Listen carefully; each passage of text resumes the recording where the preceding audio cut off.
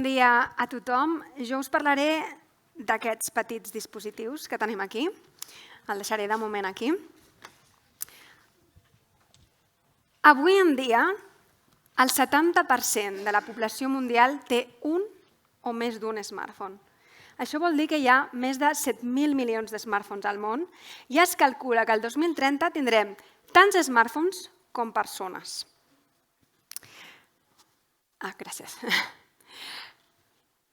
Els smartphones, al final, també són el dispositiu a través del qual naveguem més per internet i representen un 60% del tràfic web global.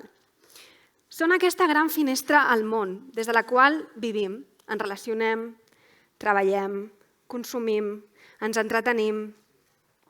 Però el que faré avui amb vosaltres és tancar una mica aquesta finestra, abaixar una miqueta els llums i veure una pel·lícula.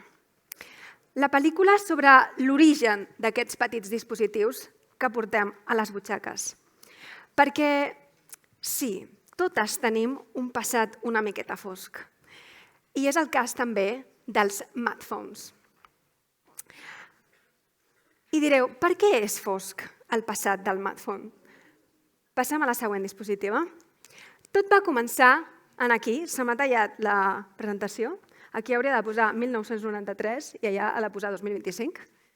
Tot va començar aquí, quan es va presentar el primer smartphone al món.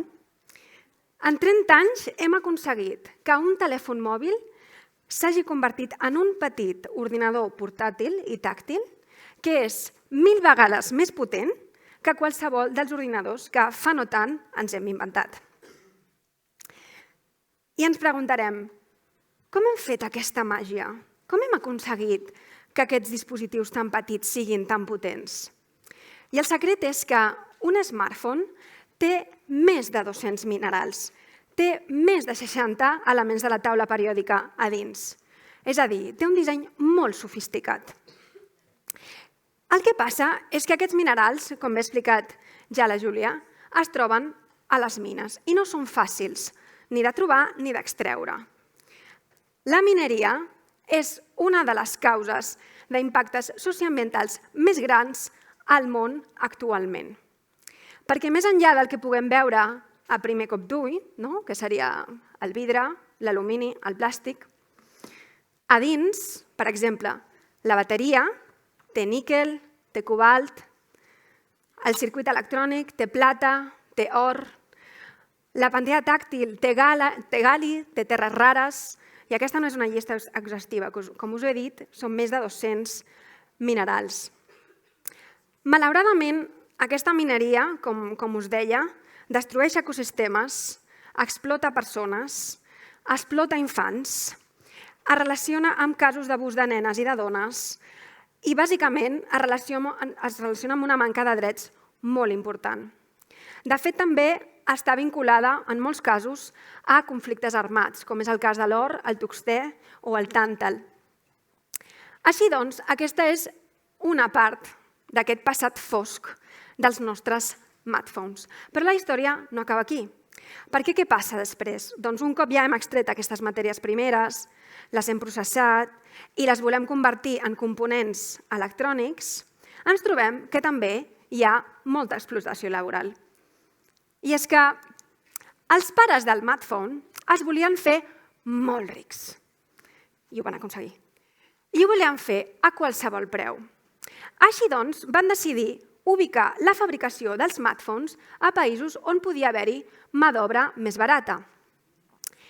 Al llarg dels anys, per mantenir aquest atractiu d'aquests països que, per cert, gairebé tots estan situats a l'Àsia, per fer que aquestes empreses tecnològiques continuessin contentes i volguessin seguir produir aquests smartphones a l'Àsia, s'han fet tota mena d'estratègies per fer que els salaris d'aquestes persones continuessin sent molt precaris.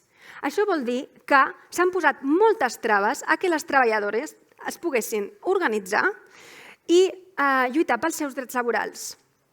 Amb tot això, avui dia, l'electrònica és un dels sectors amb més esclavitud moderna que tenim.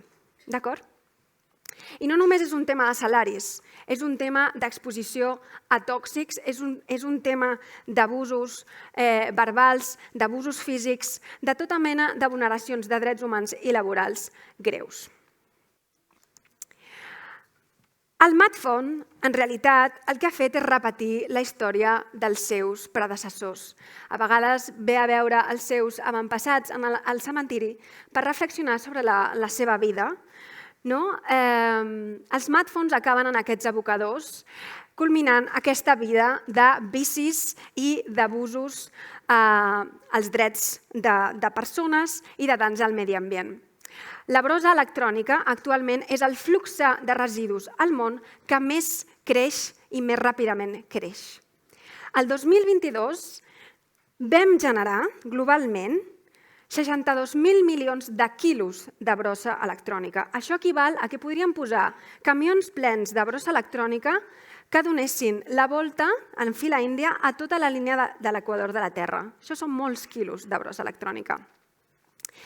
I què passa? Doncs que, com hem vist abans, aquesta electrònica té moltes substàncies i moltes d'elles són tòxiques. Per tant, quan queden abandonades en aquests abocadors, són un greu risc per la salut planetària, perquè contaminen la terra, contaminen l'aigua, contaminen l'aire. I el que us volia comentar és que no només contaminen, sinó que també precaritzen la feina de les recicladores informals que hi treballen. Us preguntareu, però tot això no recicla? Doncs sí, hi ha una part que sí. Un 20% es recicla de manera adequada, un 50% es recicla de manera contaminant i la resta queda en llocs com aquests. Així doncs, qui són les víctimes del smartphone? Les víctimes del smartphone són totes aquelles persones, treballadores, territoris, ecosistemes que s'han sacrificat en nom de l'avenç tecnològic i del progrés. I és que hi ha alguna cosa que puguem fer nosaltres? Doncs la resposta és que sí. I com ho farem? Doncs ho farem amb el Mac. Però no és el Mac que us esteu imaginant, sinó amb el sistema Mac. 1. Mirada crítica. La mirada crítica és el que ens permetrà guiar les nostres accions i compres a futur. Perquè ara sabem el valor real que té una tecnologia com aquesta. Ara sabem quines persones hi han estat a darrere i sabem que darrere del nostre mòbil hi ha molts impactes. I, per tant, mirarem a partir d'ara en fer un consum més responsable i no només això, sinó pensarem què podem fer més enllà del consum per ser una ciutadania que exigim a les nostres empreses i governs sistemes de producció i consum més justos. 2. Allargar la vida útil. Aquesta és la que ens permet actuar en present. Doncs les tecnologies que ja tenim les cuidarem, en farem un bon manteniment i quan s'espatllin optarem per la reparació. Perquè quan allarguem la vida útil dels nostres dispositius, de la nostra electrònica, és com més amortitzem tots aquests impactes. També les emissions d'efecte de carboni, que la gran part es produeixen en la part de fabricació, també les amortitzem d'aquesta manera. La tercera, cap tecnologia morta a casa, serà la que ens permetrà remellar una mica els errors del passat.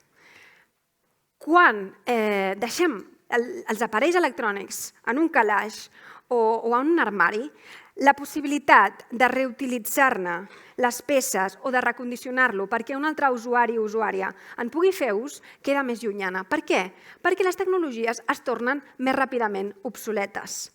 Per tant, si volem donar-les una segona vida, tan bon punt com ja no ens facin servei, les hem de portar al seu lloc adequat, ja sigui a reparar, ja sigui a un punt verd, ja sigui a un projecte que faci recondicionament. Amb aquests 3 passos, podrem juntes aconseguir que els nostres smartphones es tornin realment intel·ligents i que realment puguem pensar en un sistema de producció i consum de l'electrònica que sigui sostenible, no només econòmicament, sinó ambientalment i socialment, i que no deixi a ningú enrere, que no sacrifici cap persona ni cap territori.